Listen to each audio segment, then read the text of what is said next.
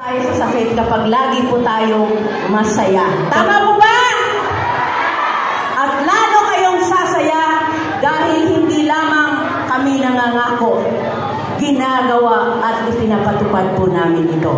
Kaya babalik po kami dito, lakasan po natin ang ating palakpak dahil papasok na po yung aming kaibigan na magaling pong kumanta. Oh, excited na ba kayo batong hayan? Ang performance, ang nag-iisang special guest natin ngayong araw, ay parang ayaw naman nila eh. Kailangan yung mas malakas na hiyaw, ano yung palakpakan? Excited na ba kayo?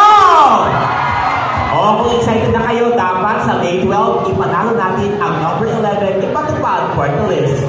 O, syempre, kailangan tawagin na natin ang ating napakagaling na host, si Jericho. Ayan. Hello po. Ayan. Once again, palakpakan na naman po our social media influencer and one of the most supportive para sa ating ipatupad party list, Bernie Batin! Ayan. Asa na si partner? Okay. So, habang nag-aantay tayo sa kapartner kong pinakamaganda din, Chanes.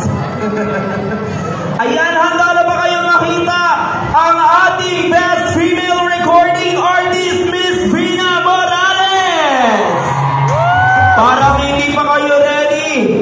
Barangay Bagong Silang, Caloocan City, are you ready? Ipanalo na ang ipatupad. Parang umihina. Panalo na ba?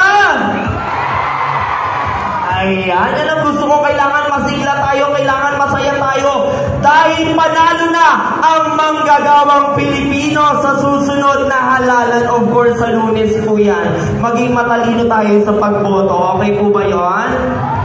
Ayan. Kailangan ano tayo, one is